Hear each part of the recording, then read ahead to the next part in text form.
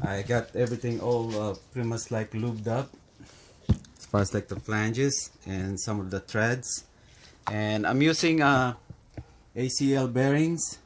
On my crankshaft I was using king bearings. It's I nothing really wrong with both of these. I mean, I went and got this one because it's a good price.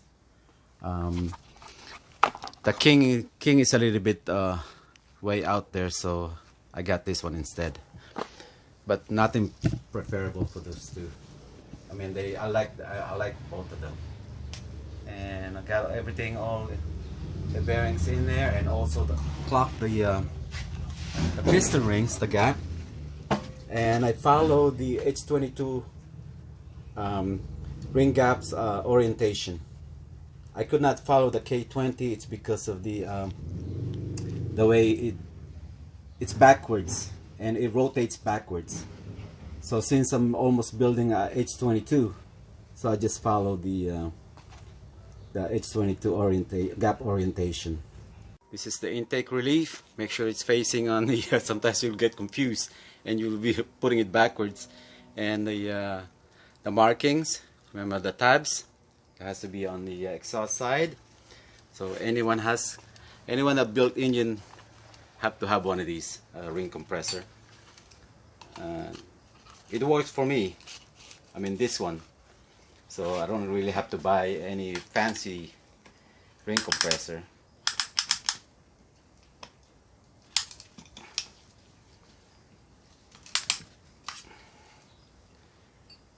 Okay. And then when you dropped it in, make sure that everything is all squared. Make sure it's flat. Just give it a tap. And just to double check, make sure. Okay, it's all compressed. And make sure you're going in squarely. I used to put a protective a protection for this. If you have the rod bolt sticking out, I usually put like a water hose, a vacuum hose, something to protect the crank. This one, I guess I can get away with just and just give it a tap. If you feel like it's binding, stop and reassess.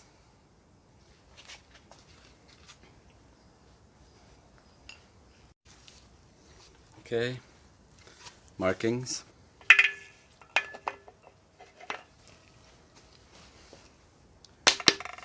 Give it a tap.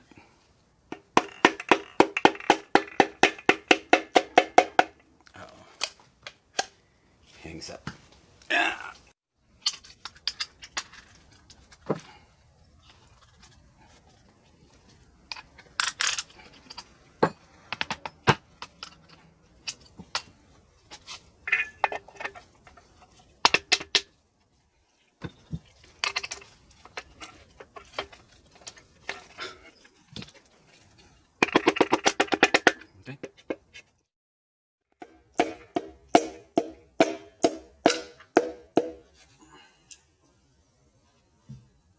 Okay.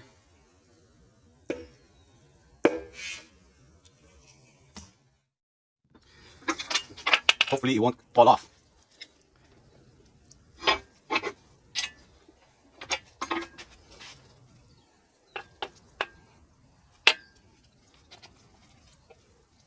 So now I'm just gonna drop the crank.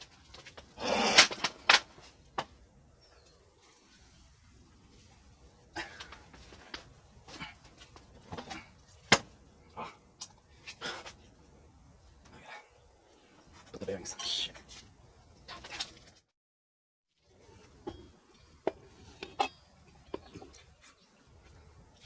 For the people that are new to the channel, what I'm building here is a G23vtec. I'm using a F23A4 block with a F23 crankshaft, 97mm throw, a max speeding rods, which is for F23. The pistons are from K20A2 RSX, and it's made by CP Carrillo.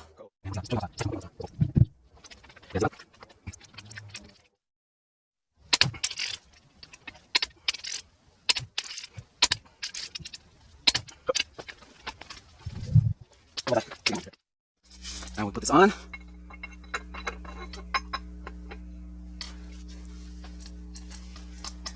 Then we put the pump.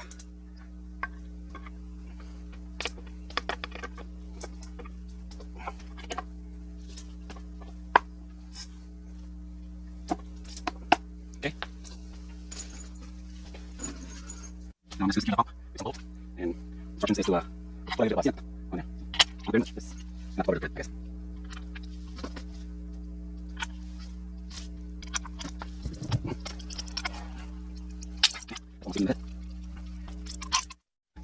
Those small little bolts, that's 6x10. This groove right here, that has to align here, right there, right by my finger, and then this line will be aligned up to right about here, like so. Again, there's still groove on there. It's the last one, right there. It has to be like that.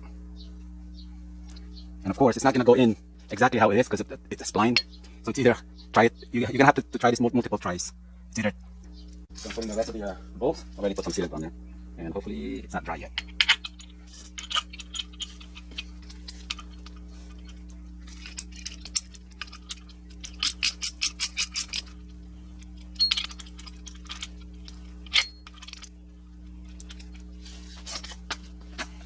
And then the nut. And this one also requires some torque. It's 18 pounds of torque. So the nut will be the same thing. So it's set up here for 18.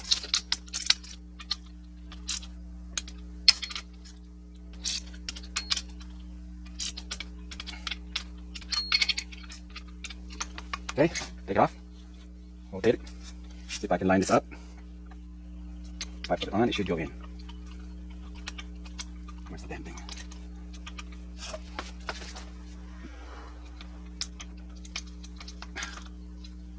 Well, this side is backwards.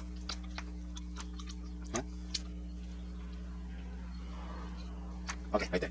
It takes some, remember that the shaft in this gear, it turns, so you have to either rotate it one turn, it will be a 2 turns for the shaft.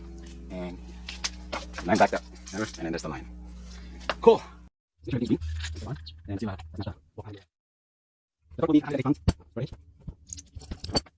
Like it says there. Water pump, bolts, 108. That's your manual. And for your application, always double check it. Read the manual. The one that looks like it. Those multiple.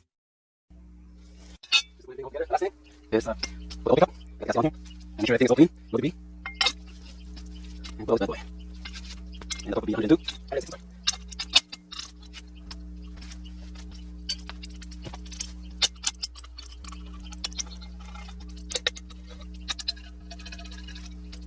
I'll take all the way. Get over it. And get it done. What's this?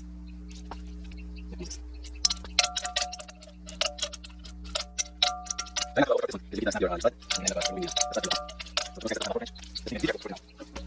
And that's about it. I got the rest of on right there. Ready for the pan. I'm not gonna fully bolt this on, because like I said, I'm gonna put a drain port. I don't know exactly where it's gonna be.